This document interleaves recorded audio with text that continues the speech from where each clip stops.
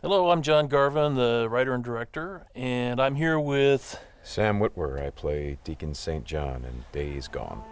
Yeah, and we're here to talk about the alternate path demo.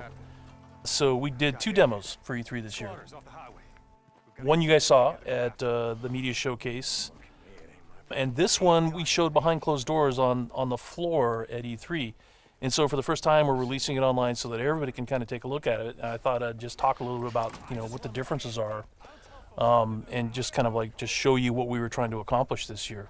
Yeah, I mean, the most obvious difference so far is the last one was nighttime during the rain, and this is daytime during the snow. Yeah, and it's not just cosmetic. And I think that's one of the things we really wanted to emphasize, because this time we're showing sort of a day in the life of Deacon. You see he's on the drifter bike here. We wanted to show a little more of the bike riding and how the weather can kind of impact that. So we have this drifting mechanic, right? You see him kind of slipping and sliding around a little bit. Changes the handling of the bike. That's really interesting. Now, there were wolves there last time, John, and these wolves would pursue you down this road, and then Deacon had to turn his back, shoot a wolf, and he got clotheslined right up there, didn't he? Yeah, exactly. So this time you see that he wasn't being chased by the wolves. That's a dynamic event that can that can happen or not. It just depends on when you're playing the game. Interesting. And this time Deacon saw the ambush and he was able to avoid it. So he kind of comes up and around and behind them. So does weather impacts whether these creatures show up or not in daytime, nighttime, all that stuff? Yeah, absolutely. So especially the freakers, they come out, they're mostly nocturnal, but they will come out as the weather gets colder. They become stronger in the cold. Right. And so that will, again, kind of change up the way the game plays. That's very, very, I kind of love that you decided to do this as a demo to show 2 completely different iterations on the same exact mission in the game. Yes, exactly. So we wanted to have, the job is basically the same. Deacon hears that his buddy's in trouble, rides out to save his life. And, as you can see here, this is a completely different experience from what we showed in the first demo. In the first one, Deacon gets clotheslined, and it sounded very painful, by the way. Speaking of painful, okay, so the combat in this game is fairly brutal. John, you want to talk about that a little bit? Well, we just wanted to make it as realistic as possible. So, yeah, we're not holding back on that at all. And Sam's done most of his own stunt work for this.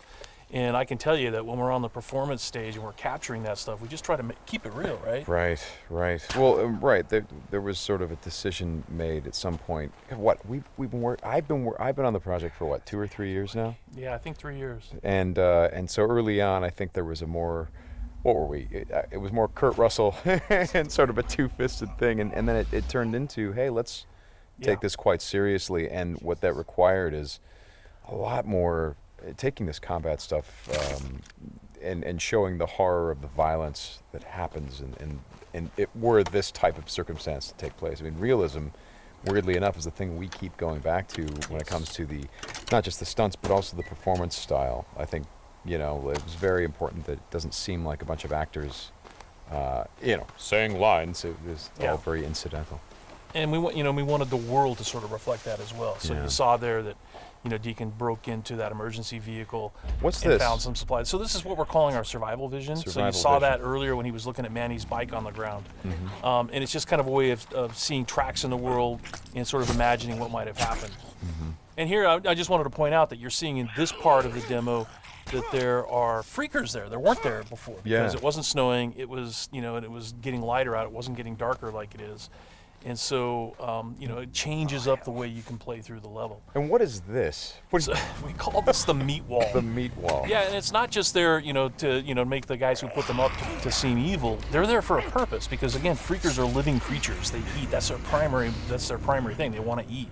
And so you hang these dead freakers up, and any freaker, rather than coming into their camp like you see here, they would actually stop and snack. Yeah, exactly. Yeah. And then the same thing with this freaker that they've hung upside down. Mm-hmm. There's a bear trap underneath it, and they use that because a freaker will come, be attracted to the meat, and then hit that trap.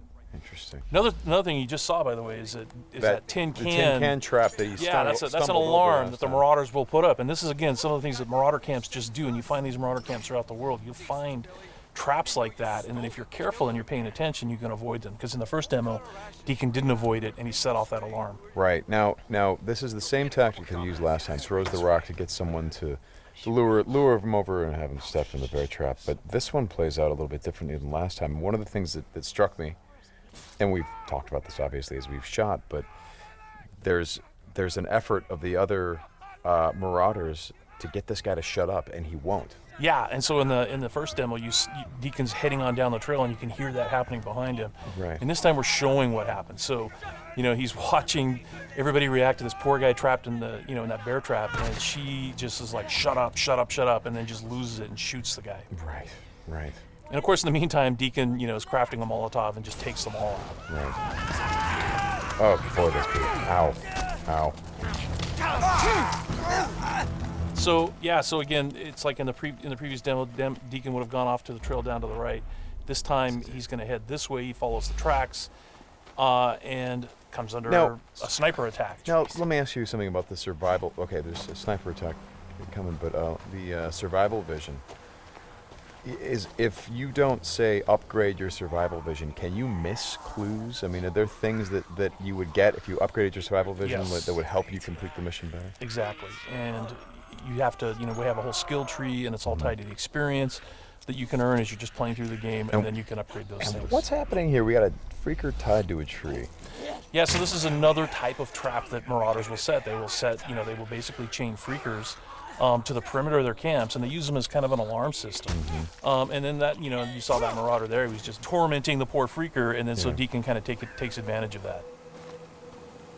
Well, and you think for a moment that Deacon is the guy. He's sort of helping the freaker by getting the guy that taunted him. Is like, no, and then he's going to take the freaker out right afterward. Exactly. And this is a bit of silent sniping using the crossbow. Yeah, so this whole sequence at the end plays out very differently. In the first demo, you saw Deacon use a swarm. He weaponized a swarm, lured them into the camp, and then they kind of did the work for him. There's no swarm in this run-through. Right. So the player really has to go in and use what we're calling our strategic sandbox combat, and that's just, stealth mechanics and setting and using traps, whole arsenal of weapons. You see there's a variety of weapons that Deacon's going to use through this, including the crossbow. He crafts his own bolts. And he's got to figure out how to get up to Manny, just using his combat skills instead of doing it strategically. So straighten me out. Those bonfires, were those there in the previous demo? No, they weren't. Right. So that's another big difference. Is that if you come here during the day, it's like in the media showcase demo, there was like kind of a fight club thing going on. Right. They were punching each other, and everybody was just sort of getting into it. Nobody's really paying attention to what's going on. Yeah. And now it's getting dark and it's cold out. So they've built these bonfires. So. And again, it's not just a cosmetic change in the way the... Well, it's cold, right? Yeah, it's because it's cold. They have to build some... So it changes the way the marauders behave in the level. Mm-hmm. That's very... Again, this is part of the reason why I love that you did this as a demo, because the behavior of all of these things, not just the freakers, but the marauders, everything, there's a logic to it. You can track why they're doing the things that they're doing. And you can use it to your advantage in the gameplay. That's kind of what I like about this so much. And that's really what we wanted to showcase this year, is that it's an open world game, and everything you see around here. And again, we're only playing this two different ways. You saw that waterfall way up there off in the distance. There's a bridge that goes in front of that. If you had a sniper rifle and enough ammunition, you could have driven your bike all the way up there. There's trails that go all the way up there, and you could have used your sniper rifle to take out this entire camp, because it would have taken them a while to figure out where the shots were coming from and to get to you. So, that's a different way to play. There's another way to play, by the way, where you could have just stealthed in through the entire camp if you had the skills to do it. And you could have just taken everybody out silently, or almost everybody, and then you could have gotten up to where Manny's being held using a different route, and just stealth killed that guy. There's no reason that you have to come in and run and gun it like Deacon is doing here. Hey, how scarce is ammunition? Because I see him switching from a bunch of weapons, and when we saw this demo, when I came in and saw it at A3, one of the things that I really enjoyed was I was sitting next to you, and the driver was playing the game, and at some point I saw you shift in your chair and you leaned forward, and I heard you say, "Oh man, uh-oh." And I'm like, whoa, what's going on? He's like, he's going to get killed. I'm like, whoa, oh. And I leaned forward. I was like, oh, I guess there's some real danger. And one of the things was that he was running out of ammunition, and he was trying to go pick up ammo from the dead he was looking for marauders. ammo, But but he was under fire. So when we were at E3, we had a whole team with us, and everybody played it slightly differently. So it just shows you that it's not scripted at all. Yeah. And then this Rager Bear. Oh yeah, boy. the infected bear. The infected bear. That's, yeah. That's not what you want to see. Well, we thought that would be a good way to end the demo, is to show that it's just one, for Deacon's life. It's just one darn thing after another. Yeah. Right? You're going to save your buddy. You get clotheslined. You get attacked by wolves, or you think you're finally done. You've rescued you've gone through all this stuff, and then suddenly, Rager Bear. Right. Well, as you said to me, it's not just about exploring an open world, as it is the open world coming after you, the open world seeking you out, trying to... Yeah, exactly. That's our tagline. In Days Gone, you don't have to go seeking out trouble. The world comes for you. Trouble's looking for you.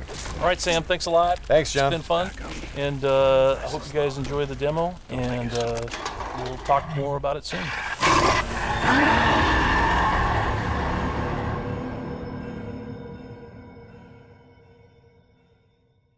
PlayStation